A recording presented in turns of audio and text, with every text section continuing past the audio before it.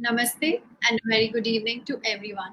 I'm Mandara Popat and I'd like to welcome you all to today's ICANN Conversation.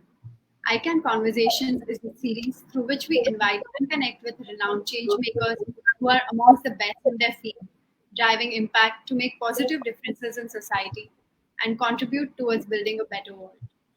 I'd like to begin by telling all our participants a little bit more about ICANN before we start today's conversation. ICANN, that is India COVID Action Network, is an initiative to help underprivileged communities that have been hardest hit due to COVID 19. It is a unique moment to combat the pandemic through an online platform that connects those who are in need of help and those who can provide it. Our COVID warriors work from home, activating their on ground community networks and mobilizing resource providers in order to connect the two and ensure that even the most vulnerable sections of society can sustain themselves through these difficult times. COVID warriors are spread across different states of India and are steadily growing day by day. So far, we have over 4,000 Coven warriors on board, partnered with almost 3,500 NGOs, and Coven has impacted a total of over 4 lakh lives. So, coming to today's conversation, we have a very special conversation on this special day. As you all know, today is International Day of Yoga, and it has been celebrated annually on 21st June since 2015, following its inception in the United Nations General Assembly. Prime Minister Narendra Modi, in his UN address, suggested the date of 21st June as it is the longest day of the year in the Northern Hemisphere, and it shares a special significance in many parts of the world. For the first time since 21st June 2015, however, Yoga Day is being celebrated digitally. This year's theme is Yoga at Home and Yoga with Family. Keeping that in mind, we bring you today's conversation and this very special webinar with Yoga Charini Padma Shri Noof Al Mawad. Thank you so much for joining us today, Noof. Thank you. So I will quickly take a couple of minutes to tell all our viewers a little bit more about Noof. Noof Marwai is a yoga instructor in Saudi Arabia. She is the founder of the Arab Yoga Foundation and she has contributed to making yoga legal and getting official recognition in Saudi Arabia. She was awarded India's fourth highest civilian award, the Padma Shri in 2018, and she is also renowned as the first yoga instructor in Saudi Arabia. She has also received various accolades in addition to the Padma Shri, such as the Yog Ratna Award given by the Swas Yoga Center in Bengaluru, Yog Person of the Year Award by Loving India Foundation and Digital India Foundation. In addition, she has also been presented the Women's Empowerment Award by Dubai Authority. Thank you so much for taking the time out and joining us today, Noof. We know this has been a very busy day on account of being International Yoga Day for you. I would like to start off this conversation discussing your personal journey and your own discovery of yoga to becoming a yogacharini today. So, what was it that took you on this path? And you have also often spoken about your battle with your autoimmune disorder and how it led you to a new discovery. So, could you start off the conversation sharing some thoughts on that? Okay. First, Assalamu alaikum. Namaste. My name is Nof Marwai. I'm from Saudi Arabia, as you heard. I've been practicing yoga since 1998, and that was the first time I practiced yoga in 1998 because of my health issues. I was born weak and very sick. I had a lot of allergies and health issues. I was a very weak kid too. I was never breastfed by my mom because I also reacted to my mom's milk. And during this time, nobody was able to diagnose my issues like completely.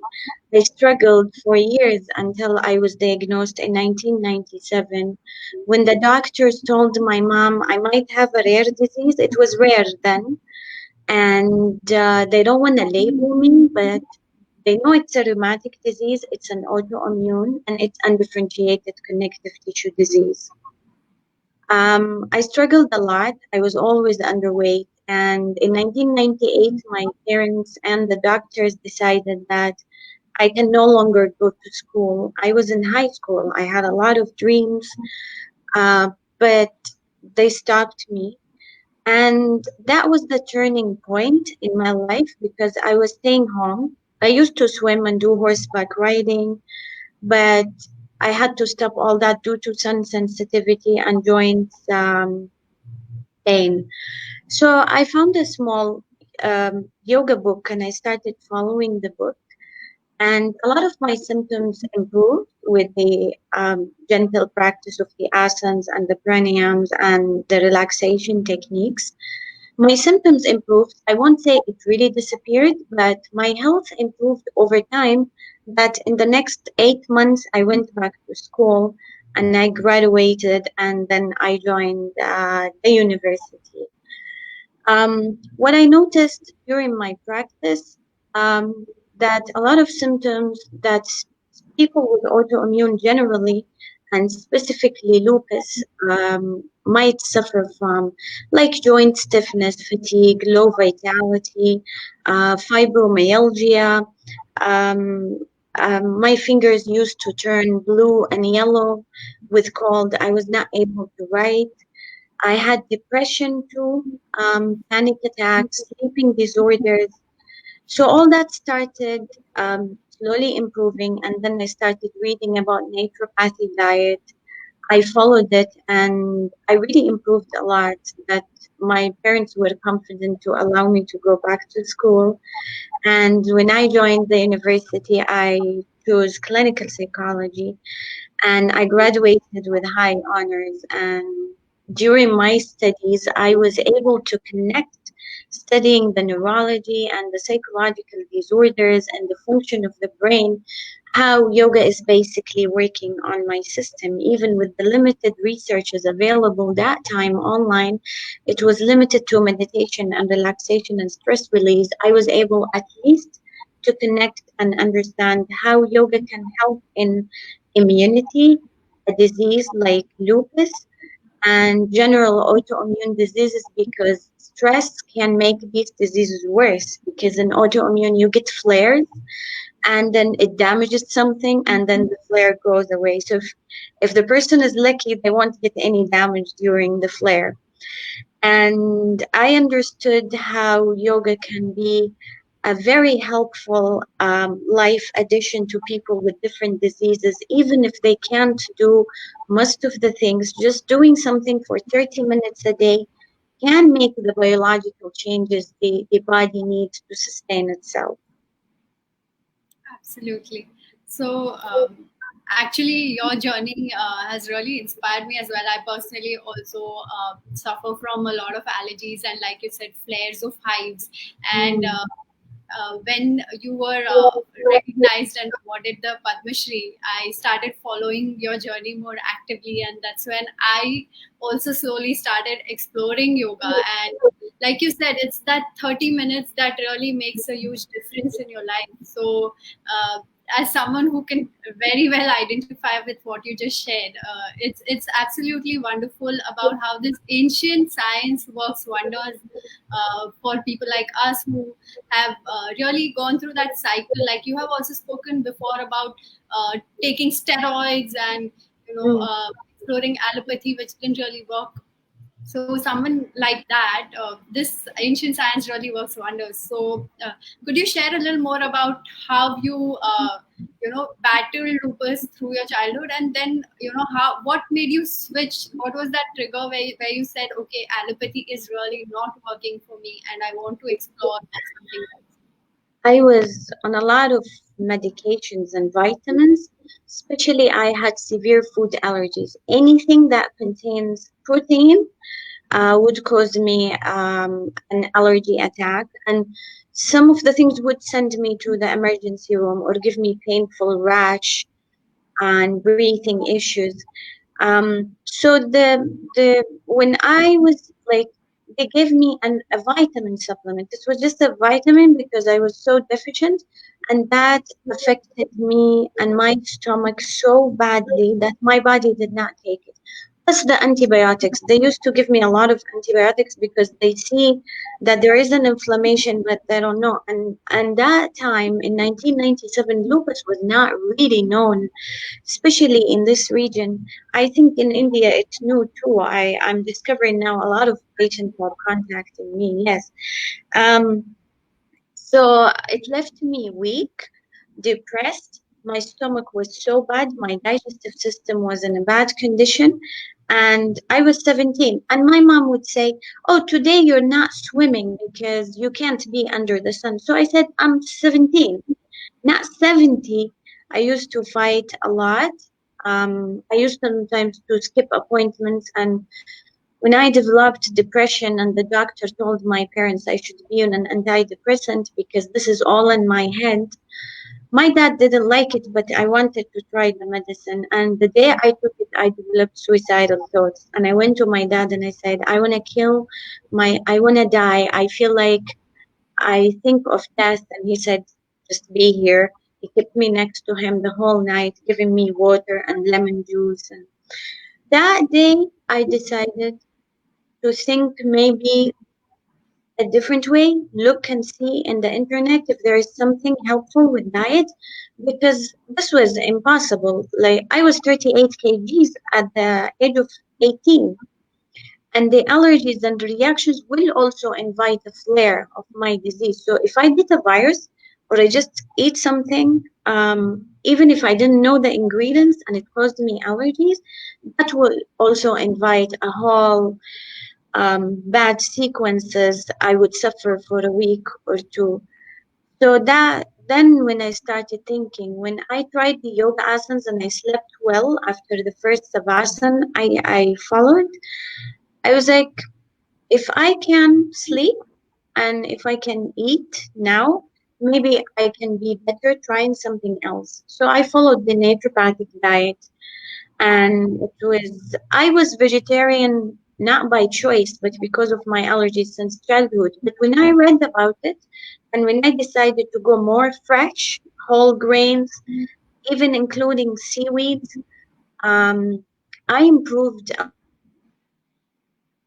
a lot. I even didn't skip classes in the university. I graduated with high honors too, and I started training in clinical psychology, and that was an eye opener because studying and seeing what we do in yoga and then studying about the brain, the neurotransmitters that changes in the brain, changing your lifestyle or following sports or doing relaxation techniques.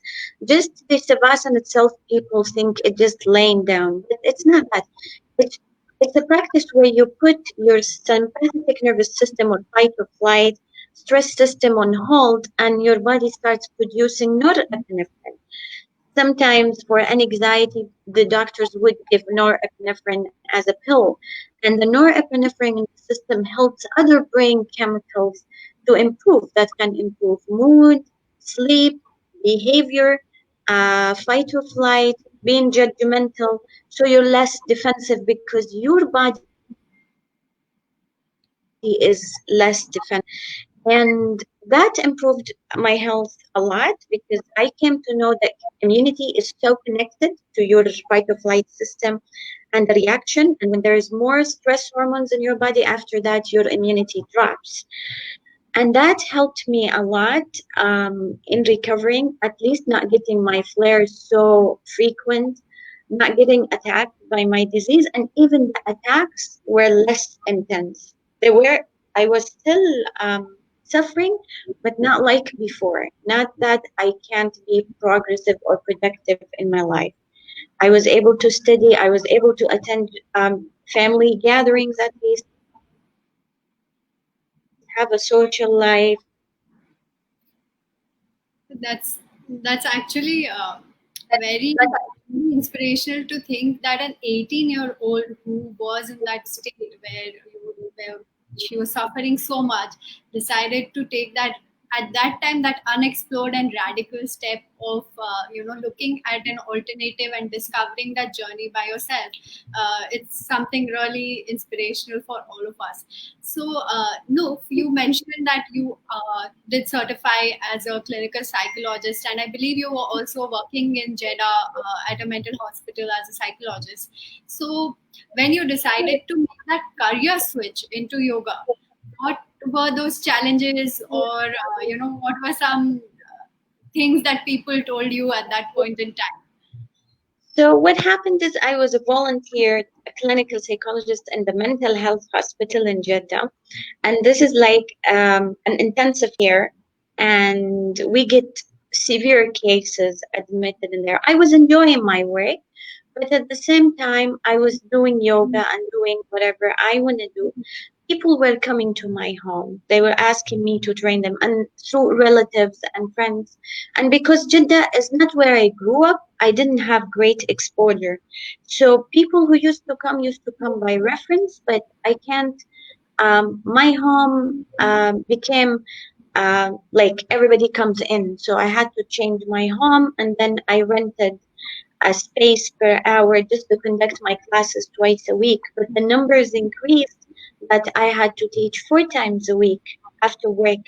And because the demand increased and I was going on media, I had to quit from the volunteer because of another thing. The severity of cases I was seeing, I discovered that I'm not the person who can take a lot of things very well. I discovered that my sensitivity maybe will not allow me to be a very successful clinical psychologist, because dealing with cases that killed their parents or child abuse things happen to kids with parents with mental illness.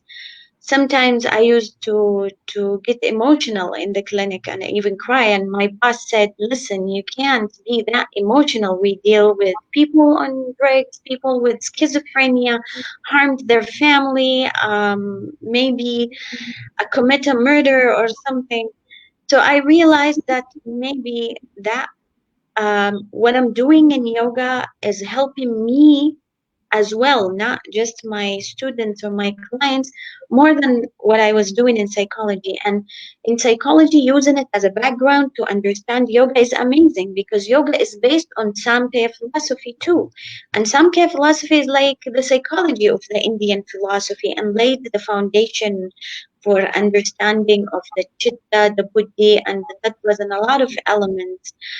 So I thought maybe using the psychology knowledge and understanding what I'm doing in yoga, I can come up with something really different and can help the society in a different way.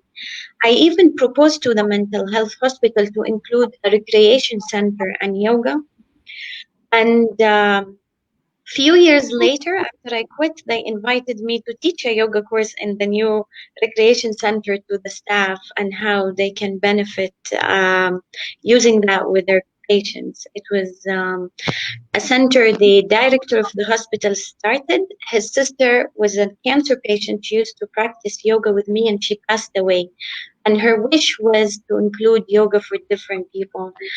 When they invited me and I saw the center named after her and I taught there, it touched me a lot, and I decided that I should not stop. Some people might even leave this life, but their energy will maybe do some difference for others. So I decided just to continue, because maybe the society needs this more than my weakness in clinical psychology.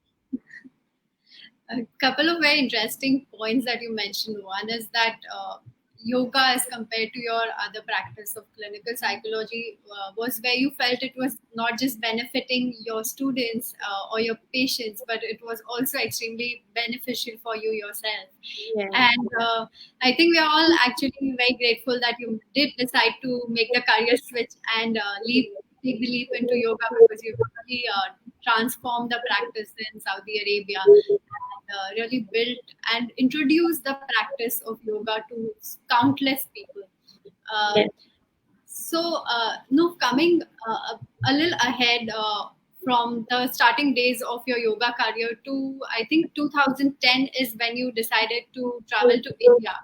Uh, is that right? When you decided to travel to India and explore. 2008, Yeah. early in 2000.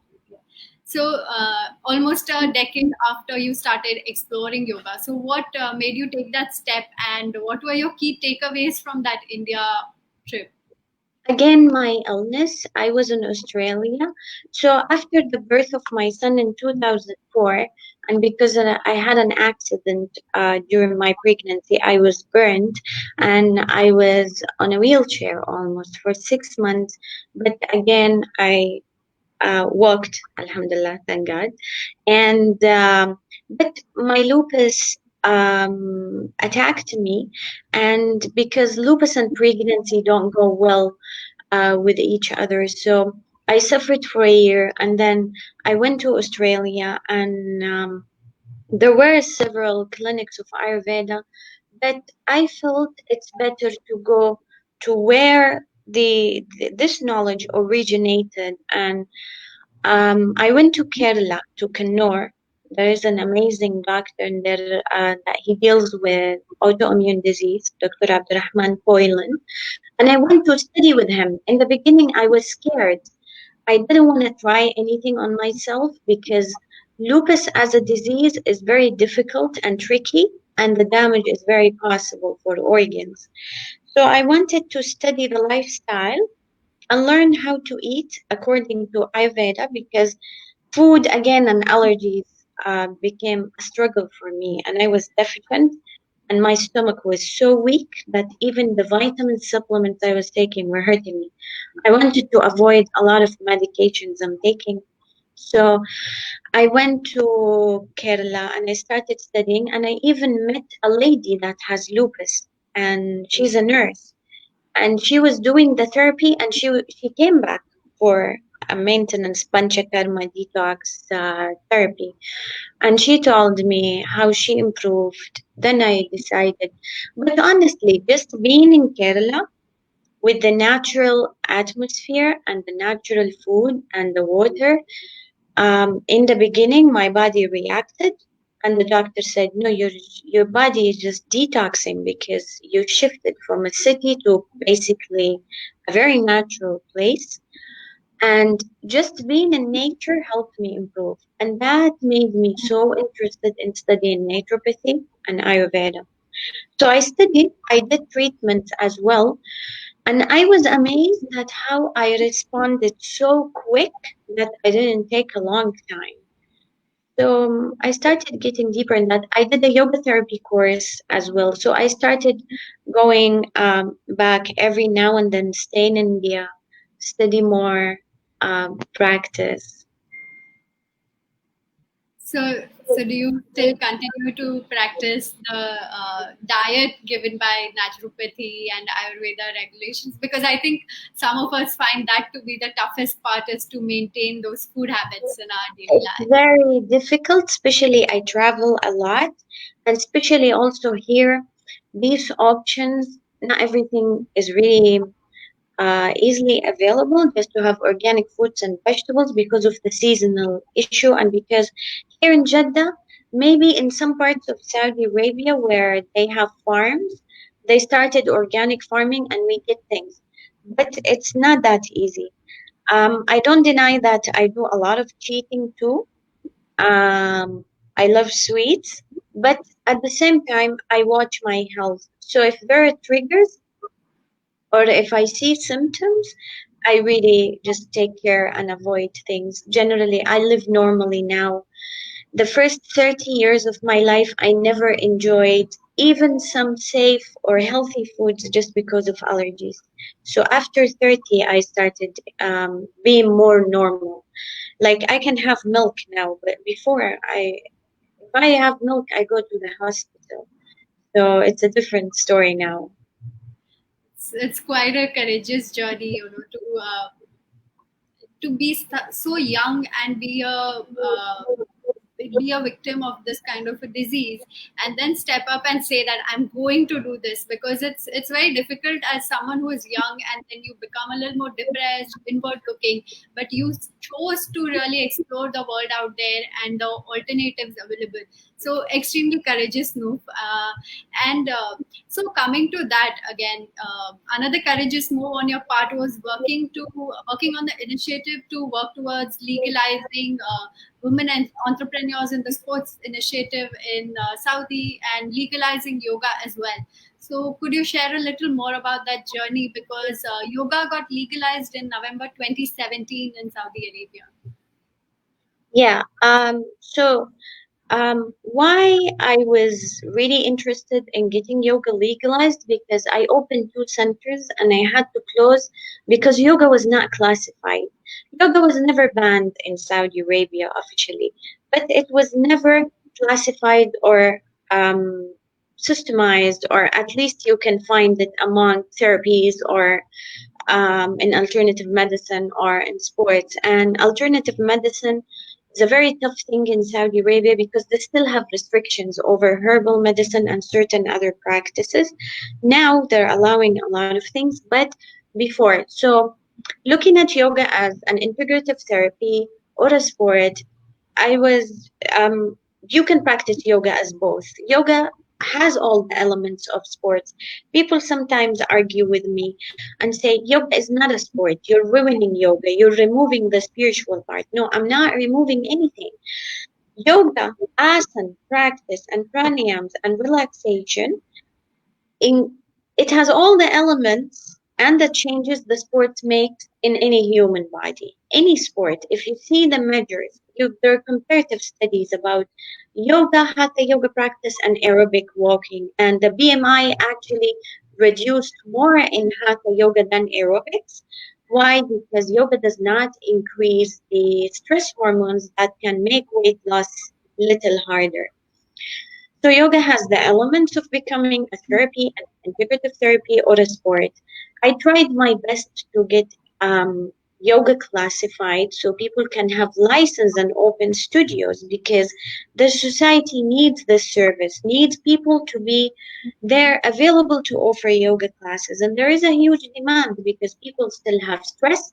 People don't want to just go to the psychologist or a psychotherapist just to treat stress, but they would prefer recreation or entertainment methods like doing Zumba dance or just going to yoga. At least you connect with yourself than sitting with a counselor and disagreeing or agreeing or just talking about your issues. And scientifically, even in the Patanjali Yoga Sutras, it's mentioned that when you start with the body and its elements, they spoke about maybe energy centers in the body. That time they didn't have CT scans or anything, but these are the nerves in our bodies, and whatever is called the nadis in the hatha yoga system or the yoga philosophy or the Ayurveda. It is basically the nerve channels we have in our bodies. It can be our lymphatic system channels that takes care of our immunity and cleanse up our system. So basically, there is no difference between science and theory. And I honestly tried my best. And when yoga was approved in 13th of November 2017, it was like a miracle, because I thought it might take longer than that, because maybe I have to explain what is yoga and how yoga is not a Hindu or a Buddhist worship. And it didn't take so long. I mean, the society was ready, the authorities were aware, and Princess Rima bint Bandar Al Saud that time was the deputy of the president of the sports authority. Now it's a ministry, and she was heading the Sport for All Federation, and she gave a great support to my initiative. And we found out that the number of yoga practitioners in main cities in Saudi Arabia, even now in small towns, cannot be ignored. People need to have this available, and licensing will allow us to control the standards and the quality and the safety of the practice provided to people. Absolutely. So, I'd also like to share a small fact with our viewers. So far, Noof has actually trained, if I'm not wrong, over 10,000 people in yoga. And I believe you actually teach yoga over 8 hours every day, in addition to your practice. So, it's incredible how you're driving the cause and while maintaining the standard of yoga in Saudi Arabia. As you said, it's extremely important. So I'd just like to know what kind of impact has this had on women entrepreneurship in Saudi Arabia? Yes, it helped a lot of women to overcome a lot of issues. A lot of women came with different health or psychological issues, battling divorce or losing a life partner, taking care of kids alone, or fighting for a vision or some idea. A lot of women became completely independent because they were hired by different centers due to the high demand of yoga in Saudi Arabia. The trainers can teach, a Saudi teacher can teach in several centers. A lot of them became really independent and some of them became really famous because there is a lot of demand on yoga in this region, and they would go on TV, they will volunteer in some other initiatives with cancer patients, Alzheimer patients, autoimmune patients, rheumatic disease.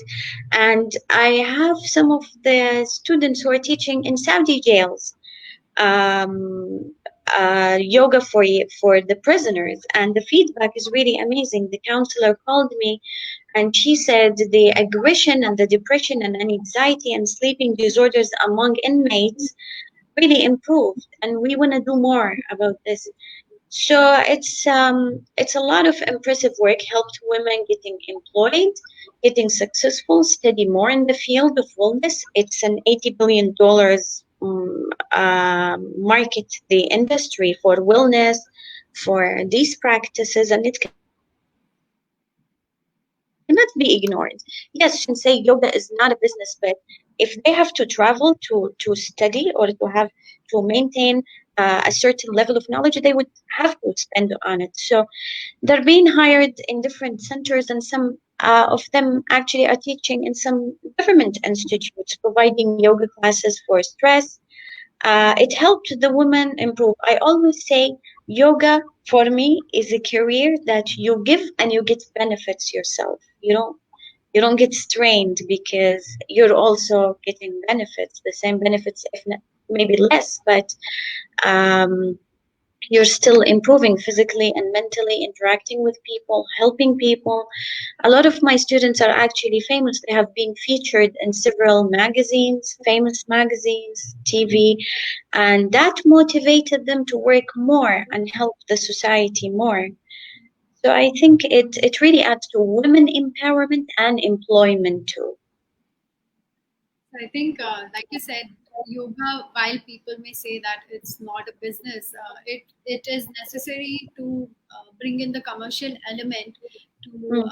actually ensure that a lot more people are able to practice yoga and access yoga.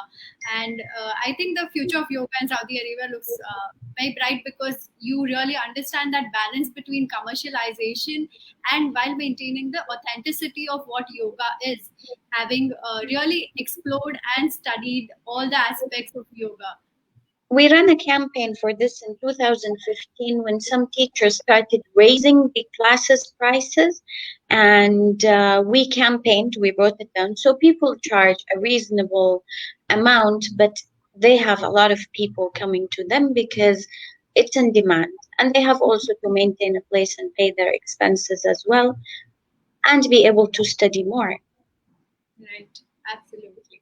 So, now coming to a very current issue that all of us around the world are currently battling is the COVID-19 pandemic. And we see a lot of people around the world taking a renewed interest in yoga, and people who have never even before explored yoga now looking to yoga as a preventive measure during these times. So, could you tell us how yoga and various asanas could help us during this time?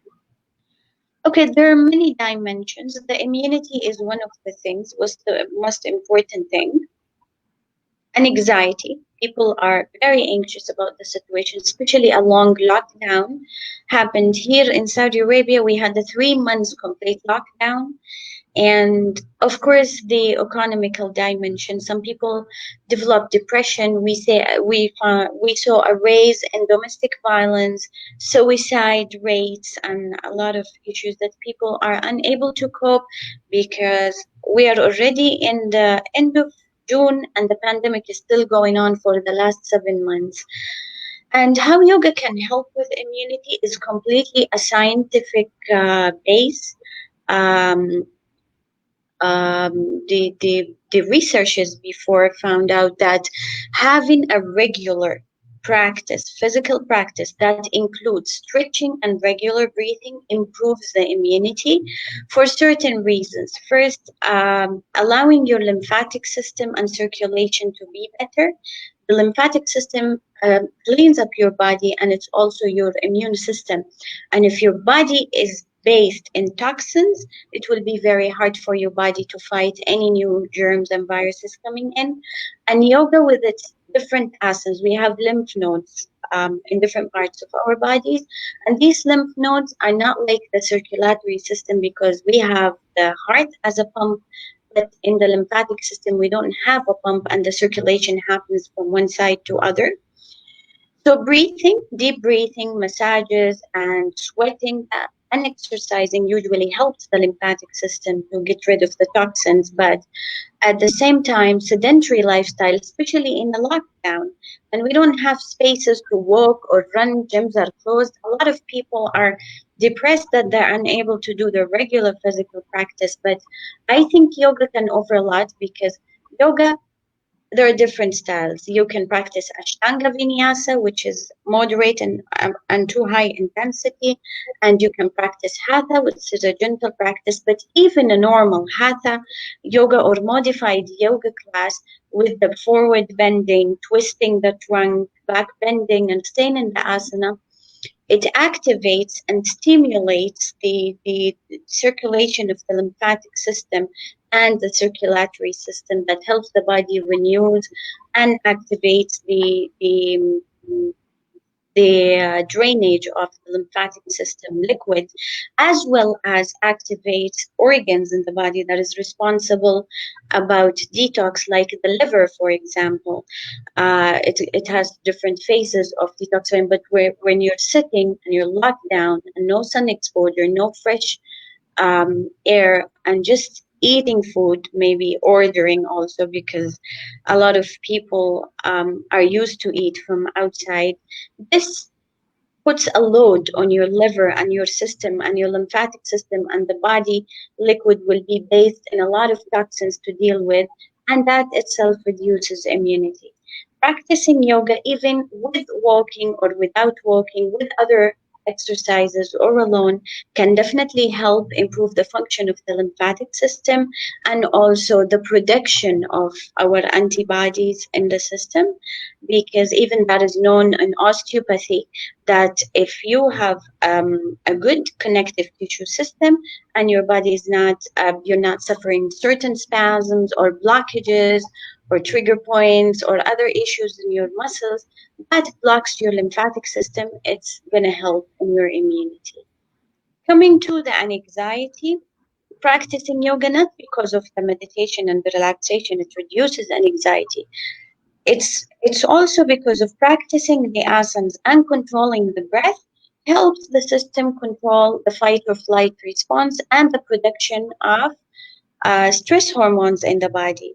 And as we know, the production of stress hormones stimulates different organs and things in our bodies that makes us alert, unable to sleep, anxious, angry, nervous, and vulnerable to disease because it reduces the immunity as well. And continuously being exposed to the stress hormones can cause other psychological disorders like panic attack or chronic anxiety or an anxious personality issues, and of course family or relationships issues and domestic violence as well. It might even lead to depression, and as we know, not seeing enough sun and not producing enough vitamin D and having vitamin D deficiencies because we're indoors now. Our environment internally changed because of the outer environment. That can also cause depression. And practicing certain sports or keeping active and practicing things that has loading exercises can help your bones density to even improve. But you have also to eat well to keep yourself nourished and not deficient in certain vitamins that creates depression. Studies recently found that yoga improves depressive symptoms because it improves other brain chemicals that fights depressions. We produce serotonin, endorphins, and improve our mood. But as I said, being indoors makes our brain produces more melatonin, and that causes sometimes depression because we're not getting enough UV lights. We can get it from the windows and from the balconies or terraces in our home during this time. So this is also a naturopathic way to stay healthy is to get enough water, enough sunlight, and being at least a little close to the nature. Thank you for sharing that news. That was extremely educational. And delving a little more into that, you spoke about yoga, but I also wanted to know how Ayurveda and naturopathy can help us as a preventive measure during this time. And are there any suggestions that you would like to share with our viewers in terms of what they need to incorporate in their diet every day? Yes, through naturopathy, as I said, getting more sun, drinking enough water, stay hydrated, and eat according to naturopathy, fresh fruits and vegetables to get more enzymes in your system. The enzymes helps your biology and biological system to remain healthy and gives you more vitamins and minerals to fight different disease and supports your immunity, your digestion, and less toxins in your system. Also, naturopathy encourages having baths or doing steams or sunbathe yourself at least for 10 minutes a day or 5 minutes a day to keep your system defenses and immunity healthy. And of course, in Ayurveda, there's a lot of herbs, a lot of spices that people can add to their food to increase immunity, using turmeric, using the basil, the tulsi, and other herbs and other advices by Ayurveda. The Ayush Ministry also released a guide on how different Ayurvedic practices can and lifestyle, diet, spices, and herbs can help improving the immunity. I think this guide is also published in their website or their Twitter account. There are certain things you can add to your food: honey, turmeric, the basils, the tulsi. Have a tulsi tea with honey can also help you improve your immunity and body defense against viruses. Yes, you're absolutely right. Actually, just to also share with our viewers, the Ayush Ministry guide is available on social media. So, all of you must definitely start imbibing that in your everyday lives to build immunity, and it essentially acts as a preventive measure against Yes. virus. So, talking about that, do you see such measures also becoming popular in Saudi Arabia? Like you said, yoga is becoming extremely popular, but do you see the Ayurvedic thought process and the ideas behind Ayurveda also becoming popular in Saudi Arabia? Yes, I've been promoting yoga and Ayurveda in Saudi Arabia since 2010, and I opened also a center for that. In Jeddah, people are very aware of Ayurveda, and a lot of people asked questions. There was a high demand on lectures, practices. We did a lot online on Zoom because people were asking about it and they were interested to know what can they do since they're free at home and they have enough time to learn. A lot of people started even learning. We provided certain things online to support them. I think people here are very aware now of yoga and Ayurveda in Saudi Arabia. There's even a huge demand, and we just hope that this practice even improves and gets more regulations in Saudi Arabia for people to use. Right. That's wonderful. So, Noof, if we are nearing the end of our conversation, we still have a few more minutes. Could we take some audience questions if that's okay with you? Yes. So we have received some questions. One very common question, like you said, is about the lack of physical and emotional connection during the lockdown. So a lot of people are facing uh, irregular sleeping habits because of that, and we have actually received that query from multiple people. So they've asked how do they work on their improving their sleeping habits and getting back into the regular cycle.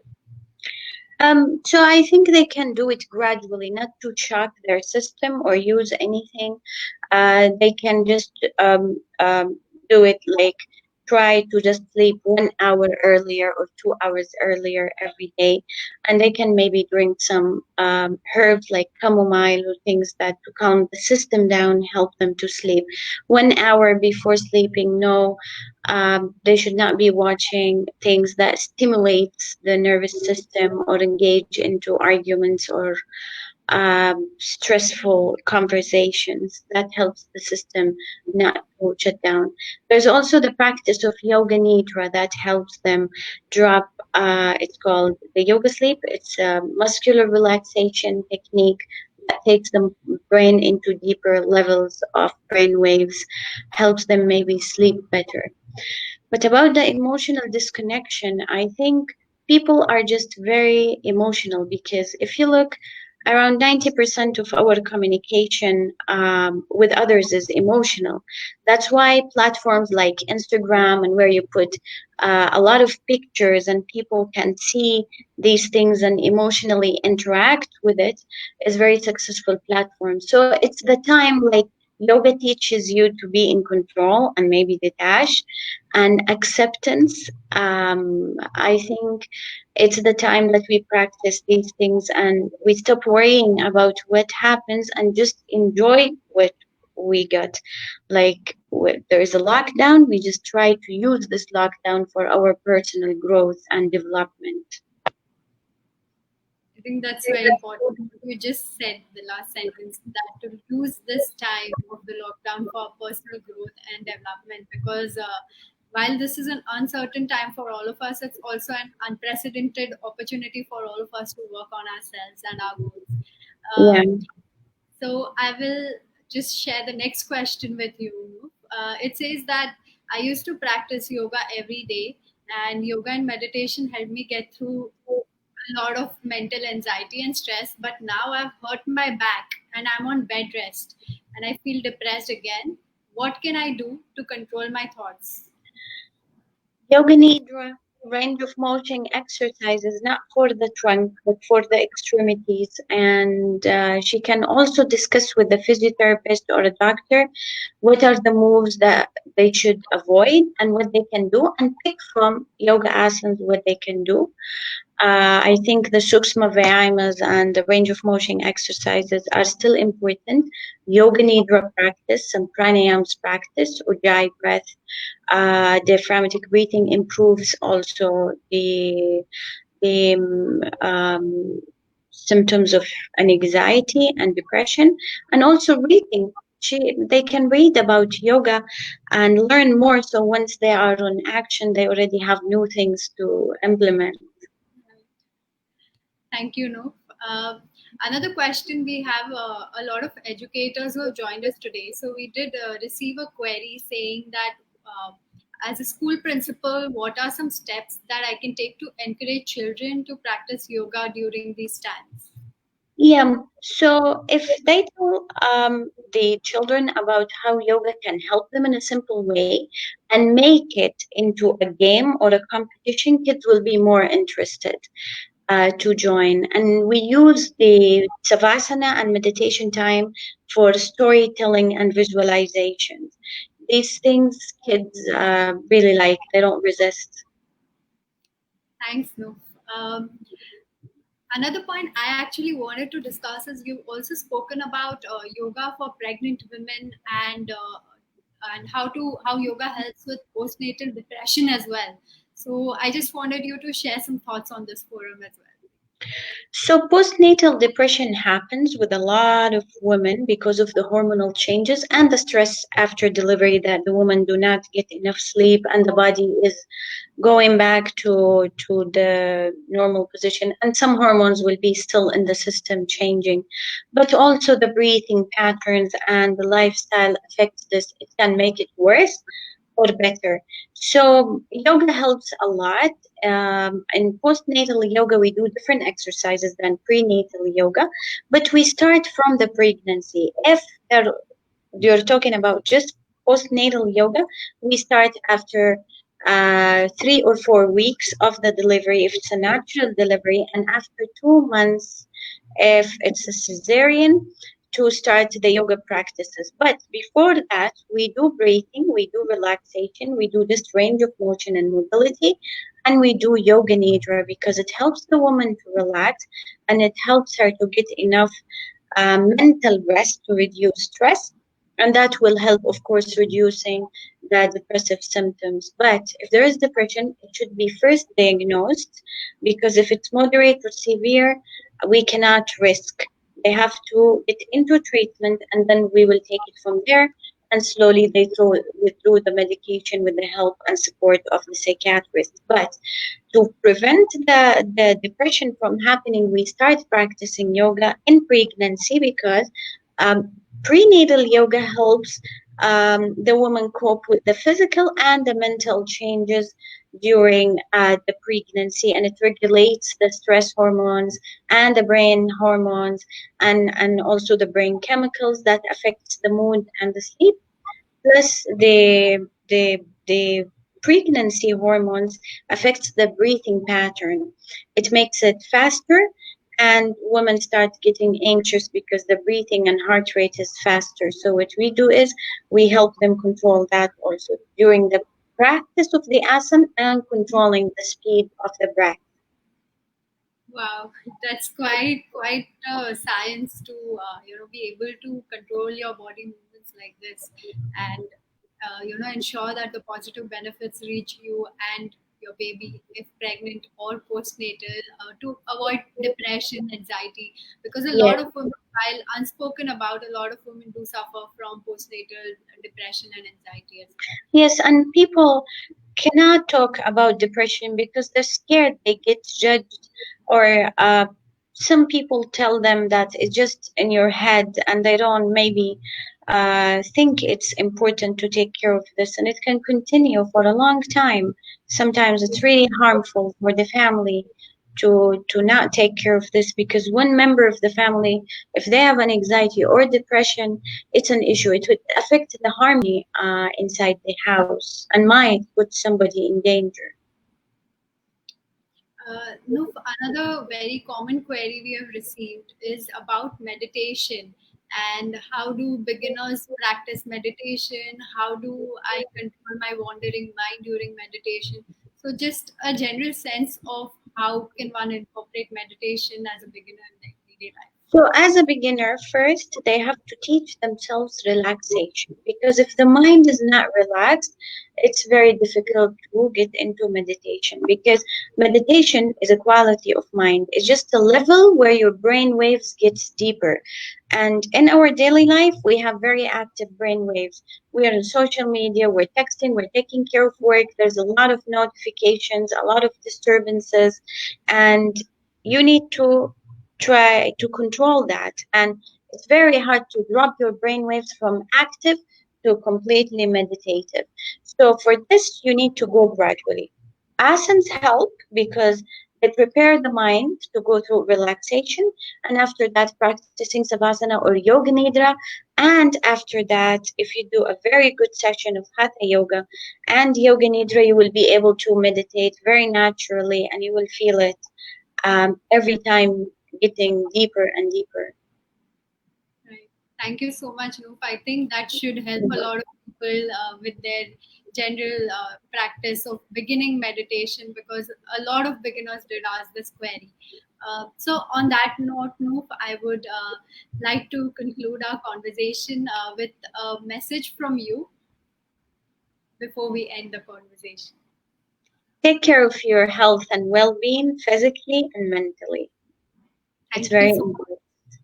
Thank you. And, I would also want to end this with a quote from Prime Minister Narendra Modi's speech today, where he addressed on all of us on International Yoga Day, where he said, Loka samasta sukhina bhavattu. May all things be happy and free. And he also said that yoga brings people together. And it has been my pleasure to be united with you today in this conversation. And the similar sentiment is shared by all our viewers today as well. So thank you everyone for joining us today. And we will be playing our I Can anthem before we close the conversation. Thank you so much, Noor. Thank you. Thank you. Thank you.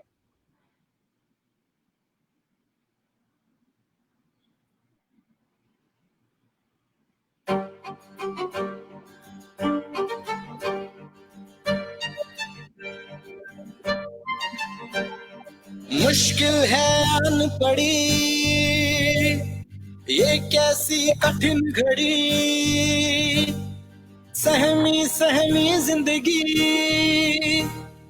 बिखरी हुई बंदगी मानवता है पुकार रही दिखाए हम दिया दिल I can you can we can India can I can you can we can India can हम सब मिल जाए तो मिलकर हाथ बटाए तो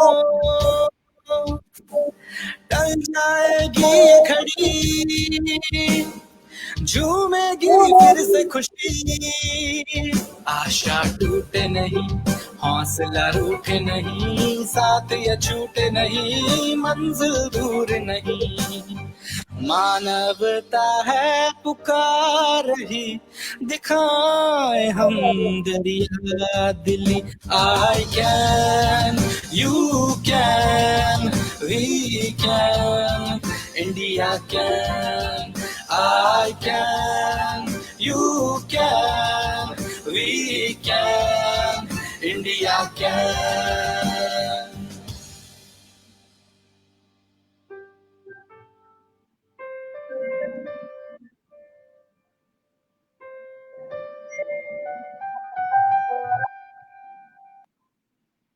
I can, you can, we can, India can. And Noof, it's been an absolute pleasure. Thank you once again.